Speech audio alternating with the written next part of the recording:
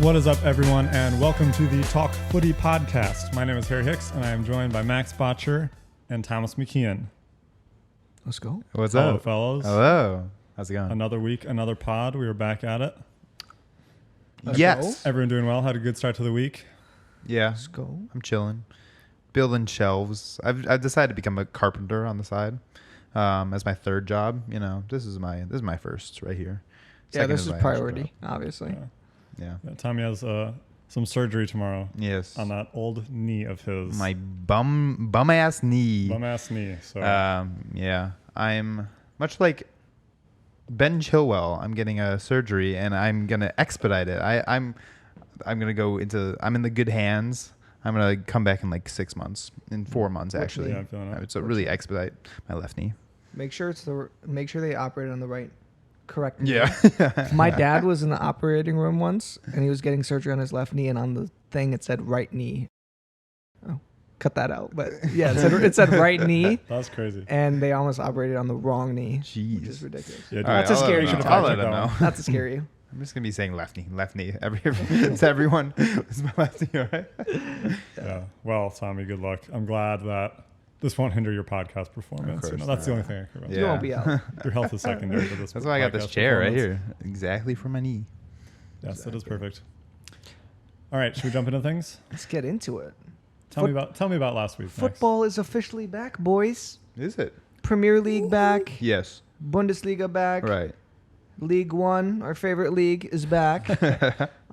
Serie A and La Liga is going to be starting this week. So I'm pretty excited for that, especially to see what's happening with Barcelona. Are they going to get their players registered in time or not? I know they've been in talks with La Liga, trying to get all their new signings, including their re-signings, Ousmane Dembele and Ferran Torres, registered to play in La Liga. And as of right now, they are not eligible to play in La Liga, which is crazy. The last lever's coming. They're going to pull another lever. Last lever, which is, I think, to sell off another 25% of their Barcelona studios, or 25 years worth of revenue, something like that. Classic. Seems about right. Did you see that the La Liga isn't counting their last two levers? I'm saying levers as if I'm British. Oh, wow. Leaving. I don't know. Consuming too much British media. They're not counting it because it was like through another company that they like paid to figure it out. And so La Liga is like, that's not actual revenue because it was just a bunch of accounting tricks to get the revenue in. So they're not counting those last two levers. So they're going to have to pull something else in order to get that revenue accepted by La Liga's financial fair play. Yeah, so Barcelona's got a lot going on. I'd say so. Frankie de Jong, I think they got to sell him. Well, Frankie de Jong, they At just least. started threatening him to go back to his original contract because they said they have, quote, evidence of criminality around his renewal of his contract. And if he won't go back to his old contract, they're threatening to take legal action. Oh my! So they're threatening That's their some good own players. dressing room. Yeah, so I'm sure Frankie's not too happy about that. Yeah. But, they have their problems. But first week in the books, and it was a lot of fun. Honestly, starting with the Bundesliga, Bayern dominated Frankfurt 6-1, 5 different goal scorers. We don't need Lewandowski. Musiala is showing what a star he is, and Mane gets his first goal. So for them, honestly, All perfect good. start. Yeah. Perfect start. Dortmund got their win, 1-0. Leipzig, unfortunately, tied to Stuttgart 1-1. But we do see Timo Werner making a return to Leipzig. Yeah. Interesting. Pour one out. I think it's good for him, but I was a little sad to see him leaving Chelsea, back in Leipzig, posting signing the contract and all that stuff. I liked him. He's a good Chelsea player. I don't think it really panned out for him, which we all know, and he certainly performed at least to the standard that he could have, or that we expected, but still a great player. Seems like a great guy, so wish him all the best. Yep. And Philip Kostich, I believe, announced today making a move to Juventus, $17 million. Ooh. Honestly, a steal, I think. $17 million for a great wing back, left mid, sometimes striker, scores a lot of goals, a lot of assists. So really versatile player. So I think Juventus, that's a great pickup. Going to Ligue 1, PSG, Messi, Neymar, dominant 5-0 win over the weekend against a team called Clermont Foot. I know them well. Oh, Clermont. Yeah. Did you see Messi's overhead kick goal? Yeah, so That was dirty. I wanted to get your guys' thoughts on that. Everyone was saying like goal of the decade or goal I didn't of see it. the year. It was an overhead kick, but it was okay. it was okay. I don't know. Like, I've seen genuinely, I didn't see it. We'll have to show you after this. It was like very like lackluster almost. I thought it was like it was almost like a chip. I saw one meme of him, and it was, instead of bicycle, it was a tricycle. Yeah. Yeah. So I mean, he still scored. It was still a very good goal. He still scored. I think Messi's going to be in full form this season, or hopefully we're going to see full form Messi. And Neymar too. I mean, Neymar looked really sharp. He had a goal, 2 assists. So PSG is definitely starting to figure things out under their new manager.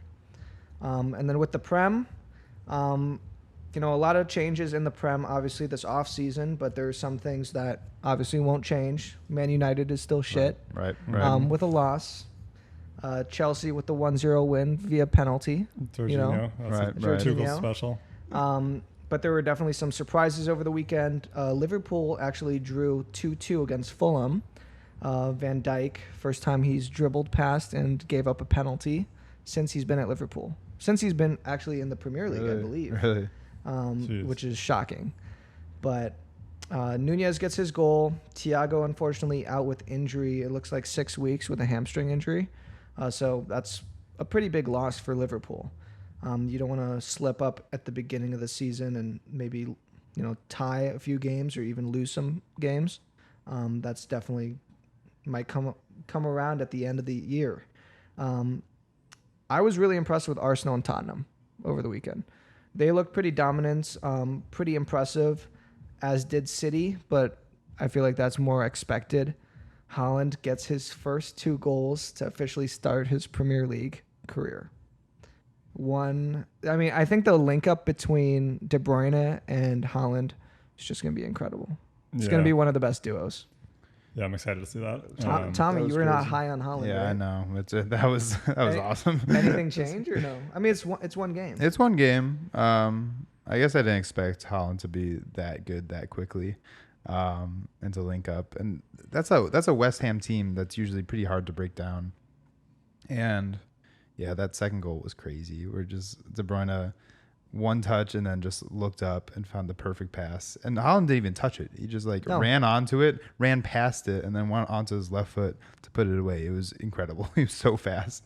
Yeah. So he started his Dortmund career with a hat trick and started his City career with 2 goals.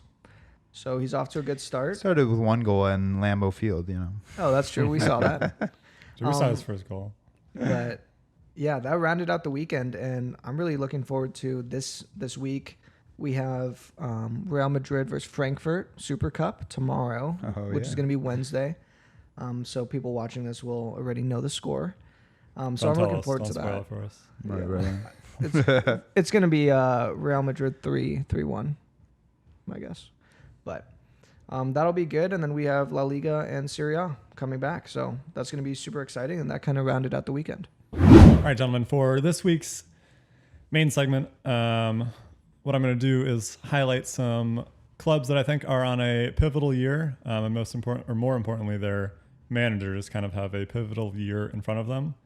So that could mean that they are, just expecting high performance or kind of need to prove their worth. So I'm going to go through this list, talk a little bit about these managers and their situation and their team situation. And then I'm going to ask you all if you have any, just comments, obviously, about these teams, about how they're performing. But more importantly, I want to hear your thoughts on what would make these teams' season a success. So if that's a certain trophy that they need to get, or if that's a certain, place finish on the table, whatever it may be, that's kind of the basis of the conversation. So I'm going to start out a little close to home with none other than Super Frankie Lampard. And Everton. Obviously, we know Everton were in a scrap at the bottom last season. Right. They finished with 38 points, only 3 points above relegation. I believe they were in 15th with Leeds below them, and then Burnley below them in the first relegation spot in 17th. So not a great performance from them by any means. Also, with their squad, their squad is a talented squad. They've put a good amount of money into them over the past couple of years. We can think of a couple signings like Alan Decore, those players coming in on really high wages and not really performing to their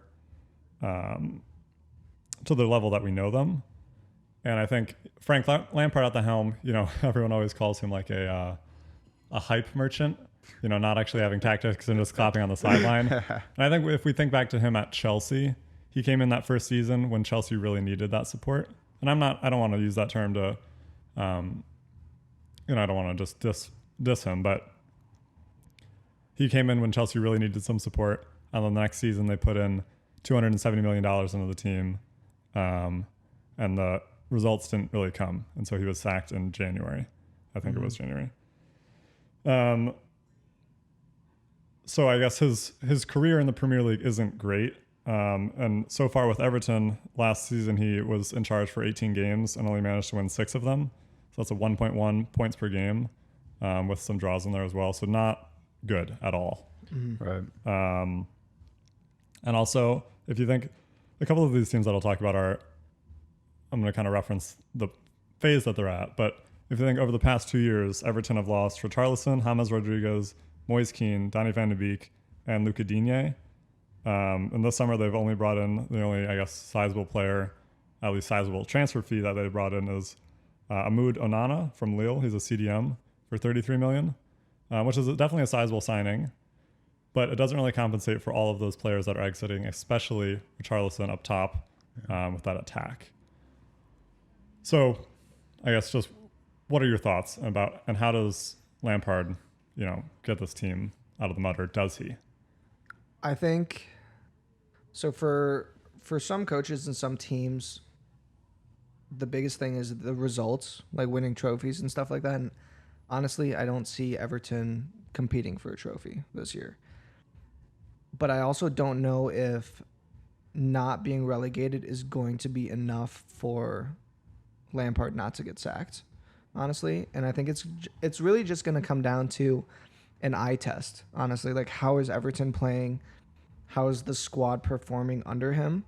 And kind of like how the players are responding. Like, are they going to improve?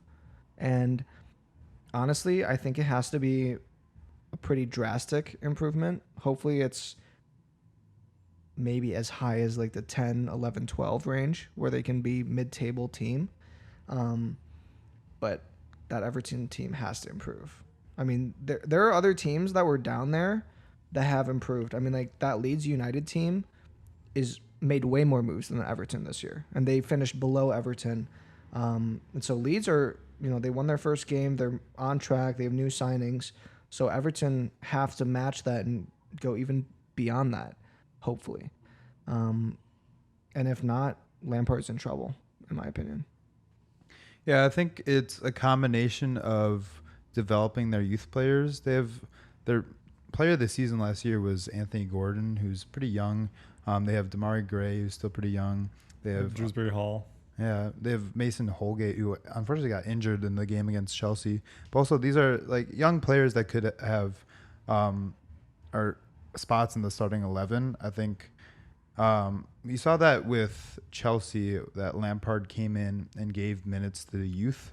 I feel like Everton have the capabilities to bring in younger players and have a history of being a bigger club and have enough resources to develop certain players more than other smaller clubs. So I feel like that's a huge point of emphasis on the season. I think this is a pivotal season to get out of that relegation zone. If they're out of that like 15th and under spots, I think that's a success. And that's just like one part of the success. And the other is developing a team that can like slowly build back up. Because with their their resources, they're a pretty big club. They should be in that 7th spot. They should be fighting for Europa League competition pretty much every year. And they were a couple of years ago, but I think it's going to take a little longer, and it's going to be Lampard using his strengths to give time to the youth and bringing in players. Right now, their depth chart, they're not deep whatsoever. I'm looking at their depth chart right now, and I don't know the players that, half their team is injured, and the other half of the team, I don't really know a lot of those players.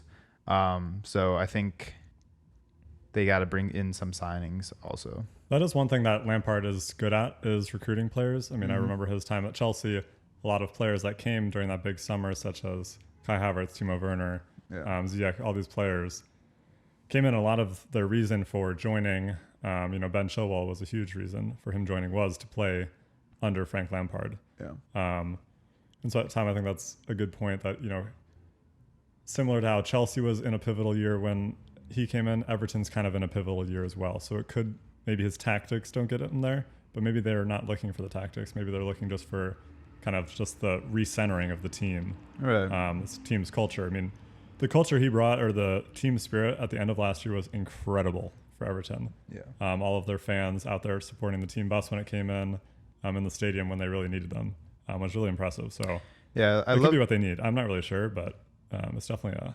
When he was at Chelsea, I would watch the post match and him just clapping to all the crowds, because everyone loves Frankie Lampard. I feel like it's a good manager to have in a tough time, because it's just brings a good momentum, good mood to the club. I don't think he's the greatest tactician, I agree, but yeah, it's fun to watch, and I feel like the players feel the same way. Yeah.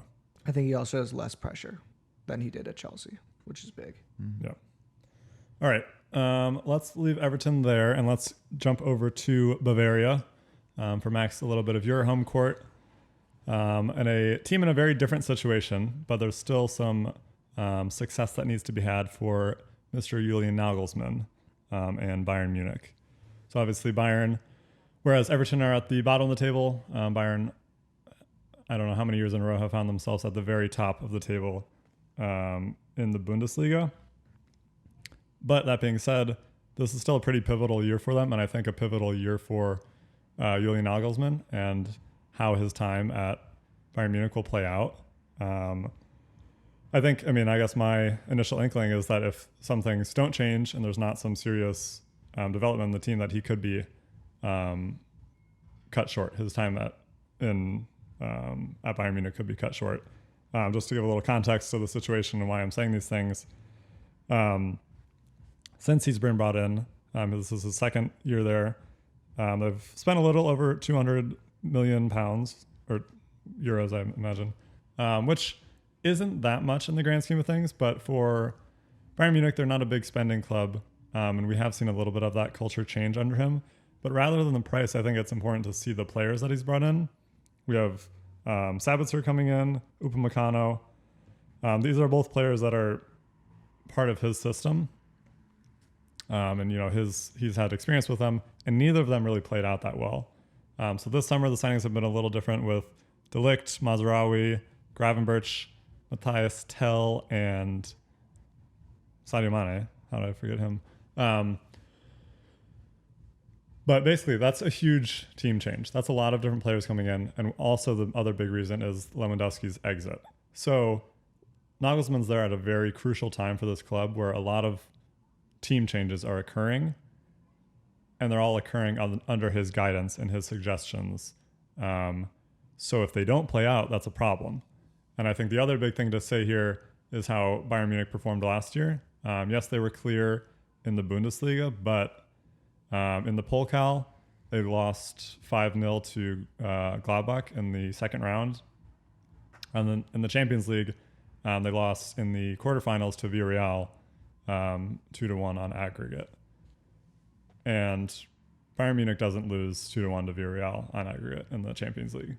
That's an embarrassment for them. It's an embarrassment to lose that poorly to Gladbach.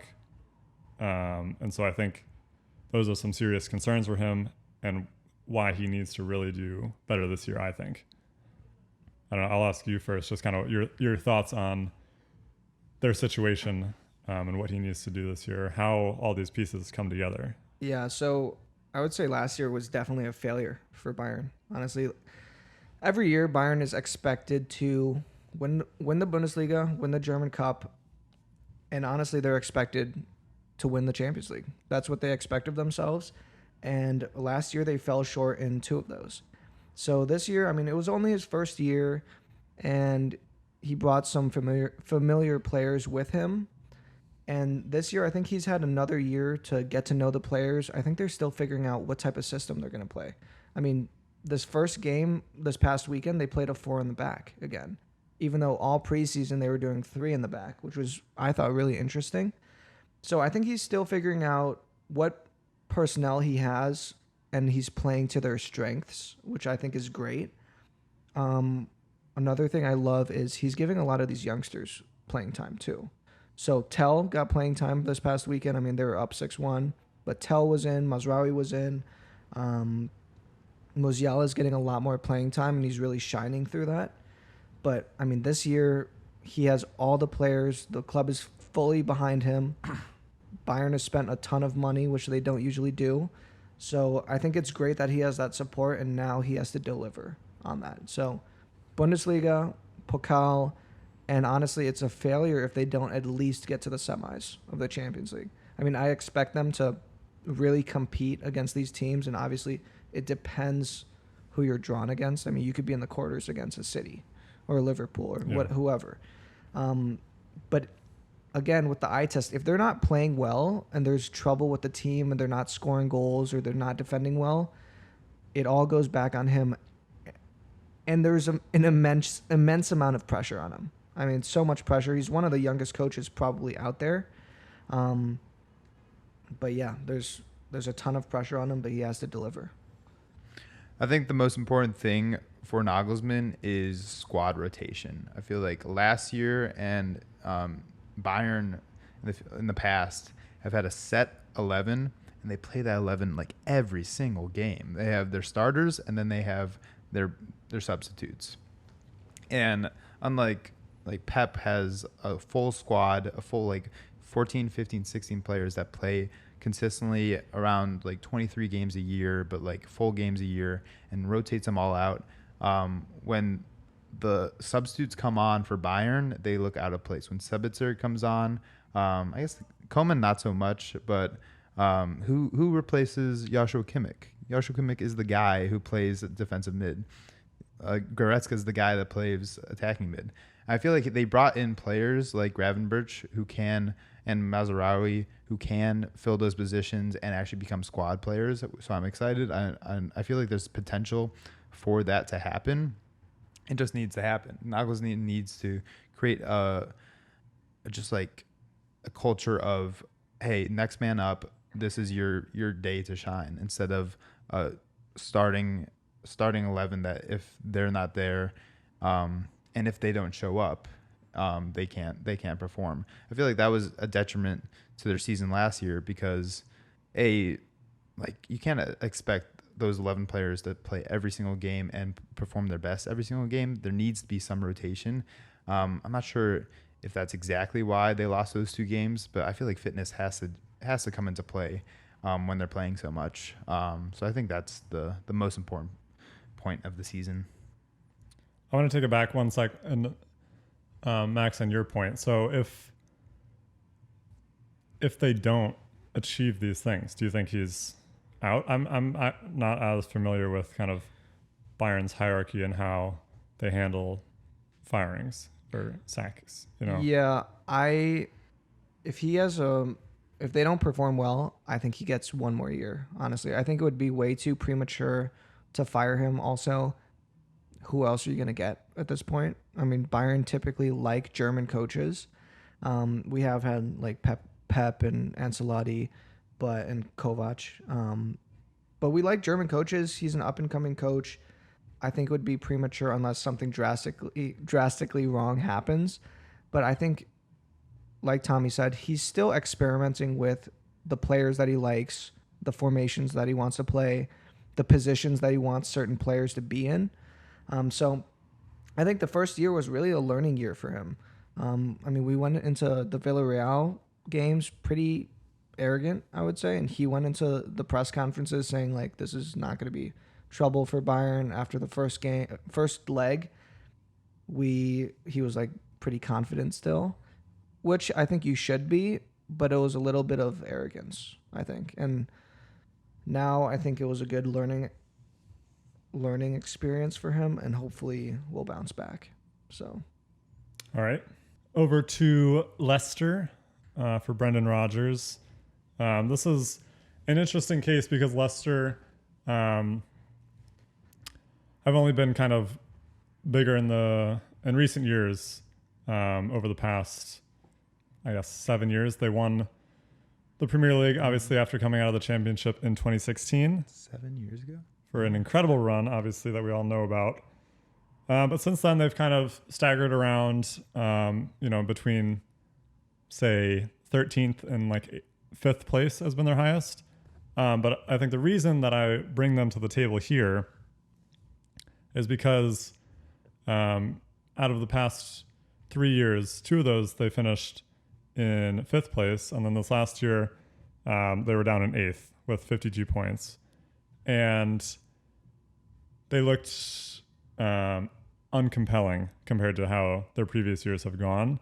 I think the bigger thing also to point out here is that Brendan Rodgers is actually one of the highest paid managers in the Premier League. He's the 4th highest paid manager. He has a contract until 2025. But I think above him is Pep Guardiola, Klopp, and actually I forget who the third one is. It's not too cool. That's not too cool. Oh. But so he's being paid a lot of money for this club. And then similar to that financial issue is Leicester's financial issues in general. They have not signed any players this transfer window. It's the only team in the top 5 leagues. Huge red flag. It's crazy. Wow. Yeah. They have Kasper Schmeichel gone. They have Jamie Vardy, Yuri Tielemans, Soyuncu, and Amartey all have expiring contracts, and so those are 4 the bigger names on the list of 10 players that have contracts expiring this year.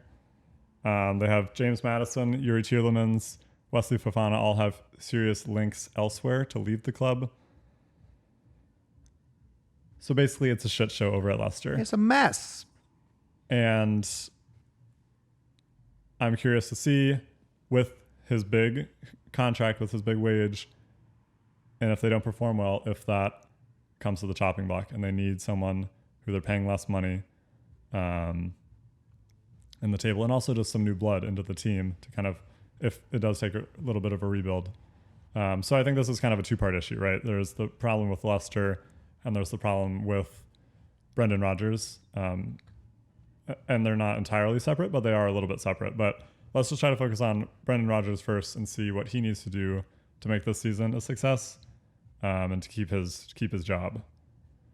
So anyone have any initial thoughts? Tom, we can start over there. I think tactically, I remember last year it was incredibly easy to score off Leicester. It was very easy to break down their midfield. I feel like that's a point of emphasis to reduce the amount of goals, or just create a compact defense around their team in order to stop goals from flying in. They drew 2-2 against Brentford over the weekend, and I watched the highlights, and they seemed better than last year, but still unconvincing as they let 2 goals pass. I think another important point is I think Brendan Rodgers seems to be at odds with their upper management because there hasn't been any signings, and I'm not quite sure. I don't know his thinking, but he only made 1 substitute over the weekend, while Thomas Frank on Brentford made 5, and most managers across the league made 5. Especially on the first game. On the first game, yeah. I think that might have been a kind of a statement saying we don't have players. I don't trust any. The only person he brought on was Daka, which is like, he's an exciting player, but they need more players if they're going to compete in the Premier League. So I feel like that might have been a statement to the management saying, hey, I need a support here if I'm going to create a team again. But last few years, Leicester have been declining, and I feel like that has to be partly on Rodgers.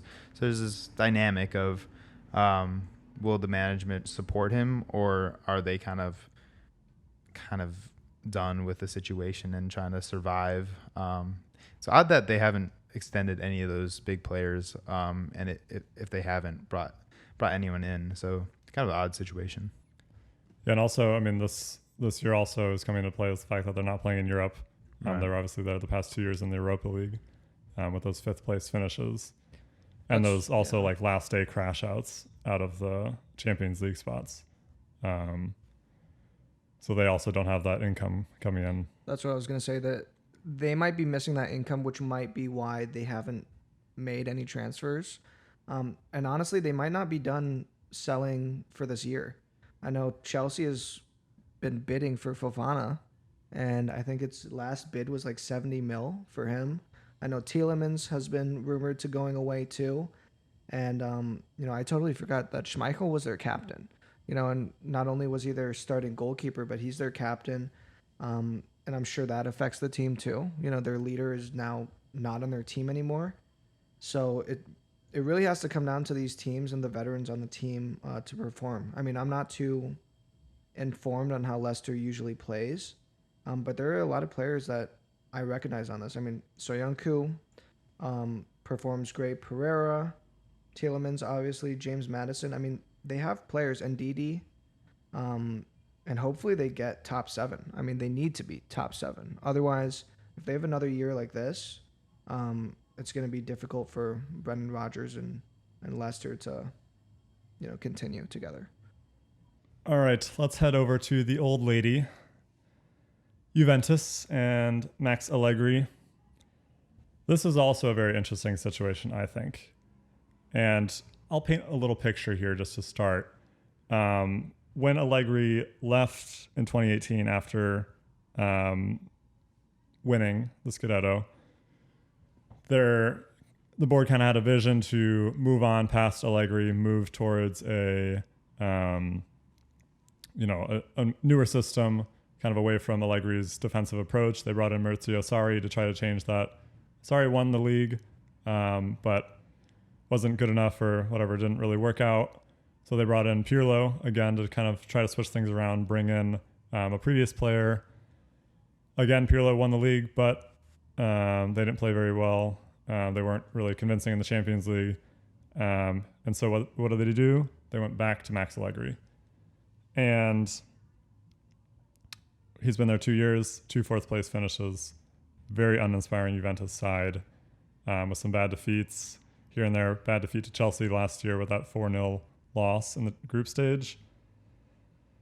Also this past year, similar to Allegri's defensive style, they scored 20 fewer goals than they did the year before, with only scoring 57 goals, which if you think about, just for reference, obviously a different side, but Man City scoring somewhere around 93 goals last year.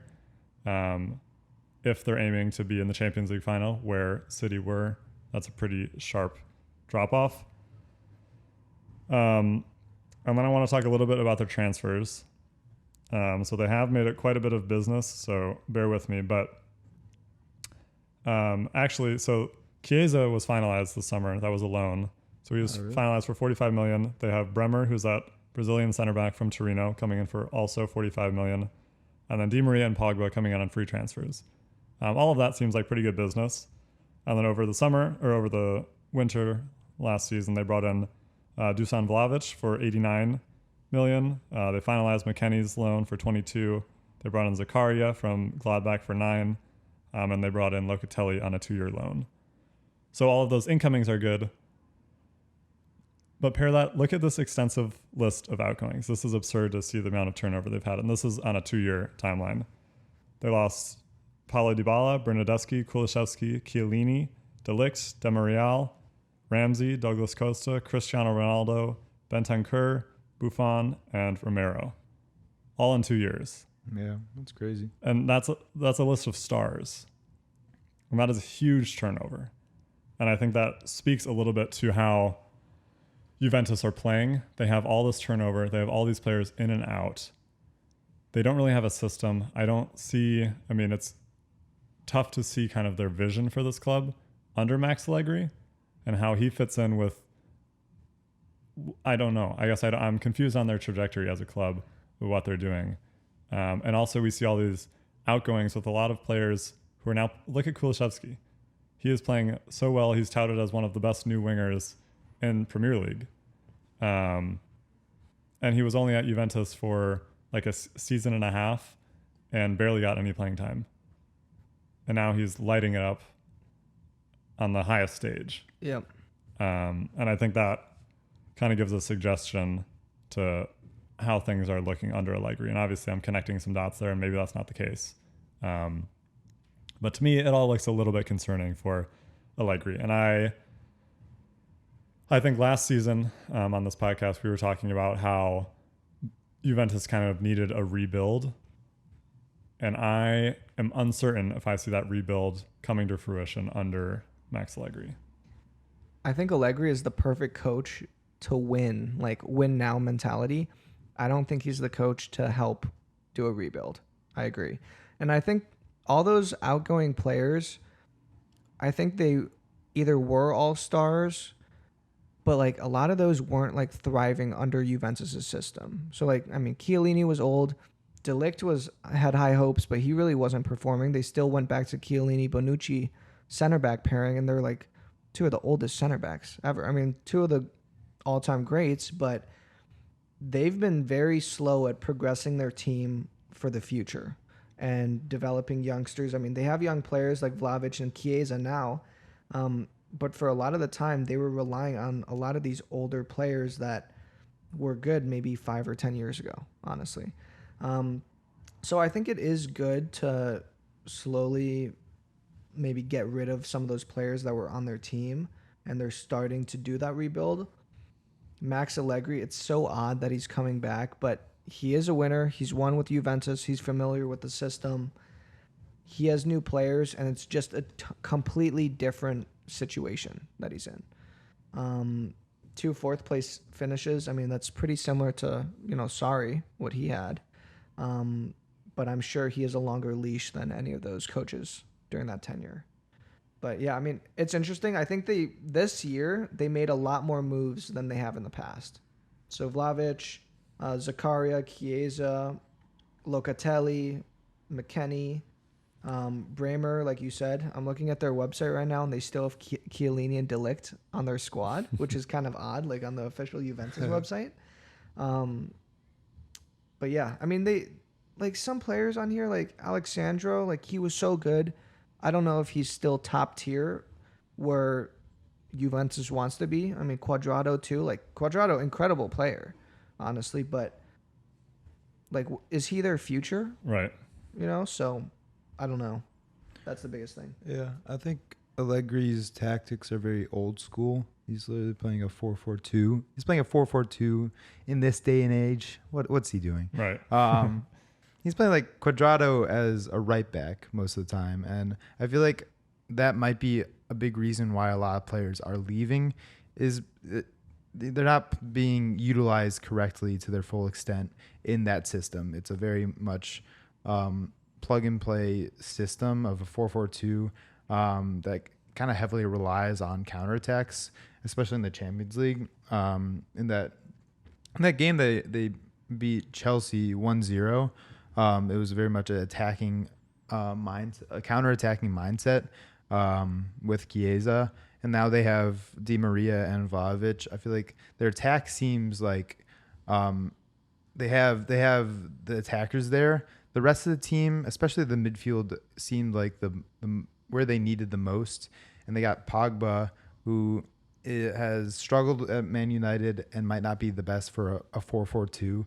They need kind of like all-around players, and Pogba doesn't really have the defensive abilities to play as a kind of a double pivot.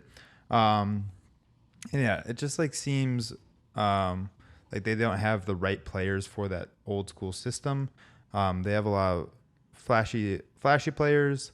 I think they did a good job in terms of replacing what they lost with Pogba and Di Maria cheaply without breaking their wage structure. And Vlahovic is being paid the most, but not like a slightly more than the second most of Szczesny.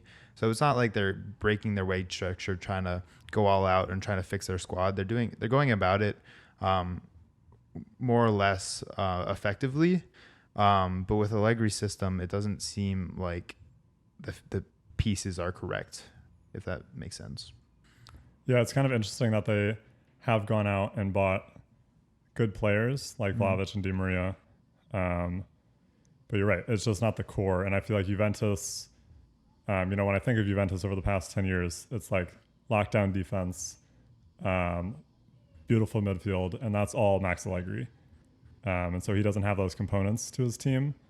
So it'll be interesting to see. I definitely think they need better than fourth place. I think if they're not challenging for the title, I think some questions need to be asked. Definitely, yeah. Oh, he's gone if they're out of the top four. He's gone for sure. Out of the top four for sure. What do you think if do you think he needs to win it to keep his job? I think he needs to be one of the top 2 teams to keep his job. Thomas? Yeah, I think he needs to win it to keep his job. I feel like if he doesn't win it, I think that's Juventus won it for 10 years. Like, I think we quickly forgot that the usual is Juventus winning the Serie A. Although the Milan teams are back and performing a lot better than they had in those 10 years. If Juventus doesn't win 3 years in a row, then no, you need a new coach in there. You need a new ideas. You have the resources to win every year. I agree. I think it's winner bust. Yeah. All right. Back to England for Jesse Marsch and his tricky Leeds. I like all these memes where it's like Leeds calls it soccer. Yeah. Well, so Leeds, obviously, again, back to this relegation scrap in the Premier League. Neck and neck there last year with Everton. Leeds finishing below them with 38 points, just 3 points above relegation. So not a great season for Leeds. Obviously, this will be their 3rd season consecutively in the Premier League. But that first season, they finished 9th. And they were playing very well under Bielsa. But that second year, it all kind of came crashing down. And a lot of what we've speculated on this podcast is due to Bielsa kind of overworking these players, not having the set piece tactics down, and being very easy to concede against on set pieces.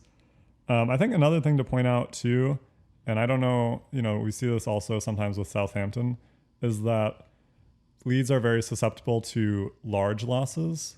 I think some of Bielsa's last couple of games were horrific losses. We think of 3-0 to Everton is pretty bad, but 4-0 to Spurs, 6-0 to Liverpool, 7-0 to Man City are all tragic losses. Yeah. And, I don't know. I mean, that's just kind of something I noticed while looking into this a little bit, is that possibility to have those huge losses under Bielsa. So maybe that's a mentality thing, or I'm not really sure what's going on there. Jesse Marsch, though, has a little bit to prove just on his coaching abilities as well. Obviously, he was very good with Salzburg, from 2019 to 2021, and then he made the jump to Leipzig, where it didn't pan out. He played 21 games with them, 1.25 points per game. So not a very good return there. And only made it half a season, barely. Yeah. So now he's back at Leeds, playing a little bit better than, at least points per game is slightly higher, or actually, no, sorry, it's slightly lower than Bielsa during his time at Leeds. He has a 1.58 points per game. Bielsa was at a 1.61. But we can see those pretty comparable, at least for the time he's been given in there. But the bigger things, again, I'll go back to the transfers that are happening. They had 2 huge exits this summer, with Rafinha going to Barcelona for 63 million euros and Calvin Phillips going to Man City for 53. And these 2 players are the best 2 players on their team, kind of the rock of their team. and there'll be huge losses for Leeds. Leeds are going to struggle to replace them. And so I think where Jesse Marsch, his confidence, but also could be his demise, is that he's replaced both of these players with two Americans and two players that he's familiar with, that he's coached before. Mm-hmm. So he brought in Brendan Aronson, who we can see as a replacement for Rafinha, and we see Tyler Adams, who can be brought in as a replacement for Calvin Phillips. And so this is a very confident move from Jesse Marsch. Because they're both American, because they're both his players previously, he's kind of putting his neck on the line and saying, this is my team, these are my players, these guys, maybe not they're good enough, but they can fill the gap. Or he doesn't know any other players other than Americans. Or he doesn't know any other players. Right. Similar to that, though, he has gotten a pretty substantial backing. So Aronson was 36 million from Salzburg. Tyler Adams was 18 from Leipzig, which is actually a pretty good deal, I think. He also brought in Sinistera, who's a left wing from Feyenoord, for 27. He brought in Rasmus Christensen from Salzburg, another Salzburg player here. So he's putting his neck back out there again for 18 million. Mark Roca for 13, to a total of 112, which is pretty substantial for Leeds. I like to see that. I like to see them reinvesting their money. But it also puts more pressure on Jesse Marsch. And being an American coach in the Premier League is not easy to begin with. Having these American players on your team, bringing them in, is not easy to begin with. Coming back from a relegation scrap is not easy. And having all that financial backing means you have to prove it. You have to do something with that money. You can't just be given all 5 of these players, 5 or 6 players, however many there are, and not improve. So I think Jesse Marsch is confident, which I like to see. He talks about never being nervous, how he's just out there to play the game. So hopefully he's coping with all that stress, but I think there's some pretty high pressure on him this season. I love the moves that he's done now. Like, Tom, you talked about this last week, when a team sells their big players and then they reinvest it into maybe more players. They might not be at that quality yet, but they get more players. And all the players you talked about, Aronson's 21, Sinistera's 23, Adams 23, Christensen 24, Mark Roca 25. Like, he's building a team for the future, and obviously they might not all pan out, but his plan, he has a very specific plan, and you can see that he's going into the next year or two. Like, this isn't just like this year, win now. He's trying to be successful for the future, and I think Leeds are trending upwards. The Leipzig thing was disappointing and tough, and it might have been just too big of a move for him, but he's brought back the players like you mentioned that he believes in. I think Aronson's going to be great. He's going to be an attacking midfielder position, so it's a little different than Rafinha on the right, even though Aronson was playing on the right. But he had a great first game. He had a great preseason. I think Adams is great. We see him play for the U.S., and he's sick, honestly. And I think Mark Roca, when I saw him at Bayern, he was good. Yeah. So I think Leeds are, though they're in a similar position that Everton was in last year, I think the teams are headed in different directions, honestly. 2 years ago, Leeds, when they arrived with Bielsa, they finished 9th that season. I think they're gonna finish 9th again or around there. I'm big on Leeds this year. I love when teams reinvest their players. Because last year they almost were relegated. It doesn't matter that they had Kevin Phillips and Rafinha going off. They were almost relegated. That you sell those players and you reinvest in 6 good players, good young players, as great business. And I forgot where I read this, but the stats show that teams that usually sell one of their bigger players do better the next year. It's almost consistently they do better when they sell their star players because they usually reinvest in and balance the squad out. I think another big thing that's going to happen is Bamford and Jack Harrison and Melier are 3 players that came in and they're impressive 2 years ago. They're 2 years older. They have two years of and Dan James as well of Premier League experience under their belt. And I watched their highlights against who'd they play? They played over the Wolves. weekend. Wolves over the weekend, and those were 3 of the best players on the field. I feel like they're gonna be. They have these young players that have Premier League experience. They're getting better. They brought in more players. It feels good, but the problem is that's just on that. None of that has to do with Jesse Marsch, other than his ability to bring Tyler Adams and Aronson in and all those players. I haven't been I haven't seen him tactically thrive. I feel like I didn't watch that much of him at Salzburg, but at Leipzig he wasn't that great. He couldn't implement his system correctly. It could have been a mismatch with the players, but that was pretty much a relative failure. So right now it looks like it could happen. It could be a huge season for them.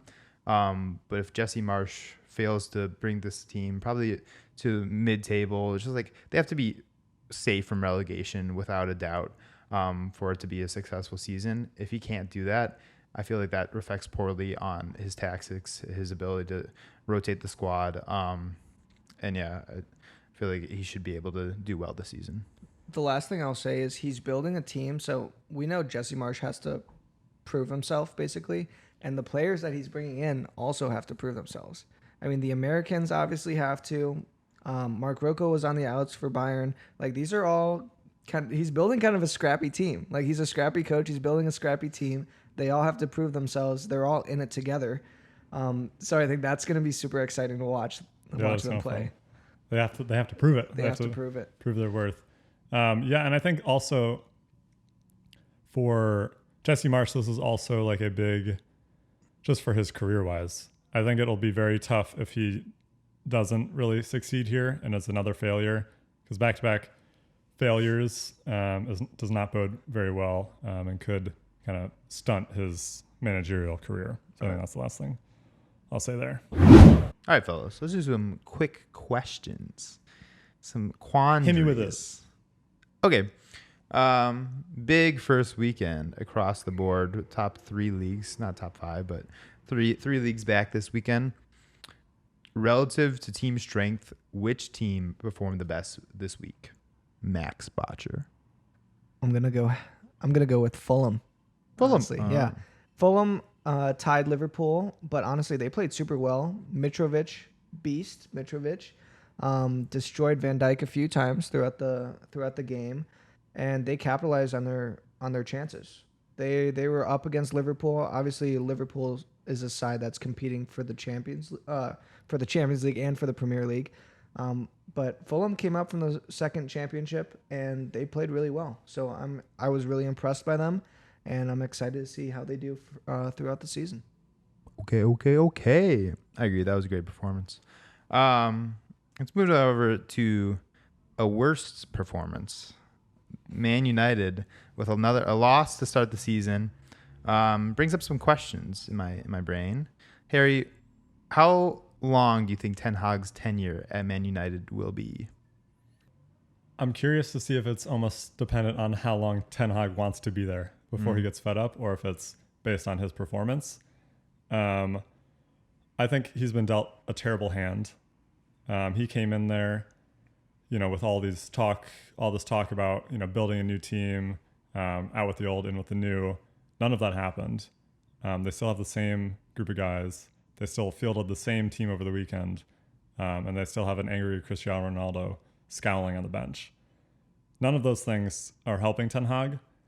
And I think the biggest issue here is if there is any problems with the management and Ten Hag's relationship. And I think that's kind of where his tenure will be determined, as if he's getting along with them, if they're getting along with him, and if they both see progress. If they have a plan together to move forward, will dictate whether he's there for more than a year. If they do what they did last year, obviously this doesn't work. If they finish 7th place or wherever, 6th place, that's not working. So that would mean either they have to completely wipe the team, or they do what they're doing and try to plug in another manager into a failing side. Right. Can you give me an exact date? my best estimate of when he's. No, exact date. No, I know, but No, give me an exact date. I of need when the exact he's- date when he's going to get sacked or leave. June 17th, 2024. It's in there. It's in the internet. All right, Max. How long do you think Ten Hag will last at Man United? So let me preface this. This is probably the hardest job in football. I mean, Man United is such a big club, historical club, and they haven't changed anything on their squad. So I think next year is going to be very telling based on how they do this season, and then are they really going to get rid of all these players that they've been talking about that we thought they were going to get rid of this year and this summer, and they haven't made that many changes. I'm still curious to see what's going to go on with Ronaldo, but I really see only 2 or 3 years, maybe. We know it's a high-pressure situation. We know United want results right away, and I really don't see. I think it's really, personally, I think it's the management that is really holding United back. So we've seen a ton of different coaches, a few different players come in and out, and we've seen players leave United and really thrive. So I think Harry is pretty. I'm pretty similar with a 2024, maybe a winter departure. I'll go with like a January 17th, 2024 departure. The 17s. Yeah, it's the 17th. Thank you for your exact Oh, your yeah. exact answers. Because what if you guys got it right? Correct. That'd be crazy. Oh, that's going viral. Yeah. Check the tape. Check the tape. All right, I got one more for you guys. I'll throw it back to Max. Another too early prediction from the weekend where PSG 6-1 victory looked incredible. And got me thinking. Was it 5-0? 5-0. Oh, they won by 5-0. 5. Who's 6-1? 6-1 is Bayern. Oh, 6-1 is Bayern. The farmers. The two farmers. Max, how far do you think PSG will go in the Champions League this year? Do you think they win it finally? I do not think PSG will win it this year, but I almost feel like the expectations for PSG this year are lower than they have been in the past. I mean, last year the expectations were, uncapped. So they had Messi coming, Mbappe, Neymar. They struggled last year, and I feel like people are talking about other teams. They're talking about Liverpool's, Manchester City's, Bayern's, Madrid, and I think PSG is finally going to start putting their pieces together, and I expect them to go pretty far in the Champions League. I don't know if they're going to win it, and with their new manager, I don't know if they have maybe the leadership to win the Champions League. I expect them to obviously win the league, but I would not be surprised if they make it to the finals or if they make it to the semis. I mean, they're expected to do that. I still think there are other teams out there that are better, but I think because the expectations are lower, they're going to perform a lot better. Word. Yeah, I remember last year when people were going crazy, making those like 2-1-7 formation foot head like for squad builders with all the new signings. But yeah, I think Messi's going to be back this year, and yeah, I feel like it's going to be less. I agree with the lower expectations and higher performance. Harry, what do you think? How far do you think PSG will go in the Champions League this year? I don't think they're going to go far at all. I think last year their major issue was, connecting their midfield with their attack, and they haven't fixed that. They still have Neymar, Mbappe, and Messi, who is the best attacking three in the world. But how are they fitting into this team? That's still a question that hasn't been answered, and I don't see a solution for that. And maybe they have a new system this year. I haven't, maybe they're coming out with new formations or whatnot. But I don't expect that. I expect those three players to still be out there, still be three of the best attackers in the world, and for them all to know that and not connect with the rest of the team. And I also think all three of those players all have a very good shout in the World Cup. And I think all of them also are pretty focused on playing well, staying healthy to play in the World Cup, because they're some leaders on their teams. And I think that'll also distract them from their league performance and their effort towards PSG. So yeah, I think I'm not convinced with PSG this year. All right. That's all I had. That's all I got. What about you? Do you think PSG is gonna? Yeah, I don't know. I feel like I don't know if they can figure out how to connect the pieces, but that Real Madrid PSG Real Madrid. that Real PSG 2 legs, PSG was winning after like a leg and a half. I feel like they still are an insane team because of the amount of players they have. I feel like with Mbappe, with Messi and Neymar, they still have the ability to go crazy in the Champions League and just like beat teams because of how many good players they have. And if Verratti could just hold down the midfield or just like hold down the fort for as long as he can and let the rest of the players score, I think they have a chance. Healthy Ramos. Yeah. Healthy Really, I they're don't know. So they need dangerous. a healthy Verratti is what they need. Yeah, Verratti's the man. Verratti's the man. Yeah, he is the man. Best player on that team. Yes, sir. All right. That does it for this week's episode. Thank you to everyone listening, watching on all of our platforms. We have Spotify, YouTube, we have TikTok going. So make sure, if you haven't seen us on those platforms, to also check us out. Because I like the stuff we're putting out, guys. I think it's pretty Yeah. interesting. I think we're dope. I like the coverage we got. We're cool as And hell. feel free to interact with us too. Share this with your friends. Tell us what you like, what you don't like about the podcast. We're still learning, so we want all of you to be a part of that.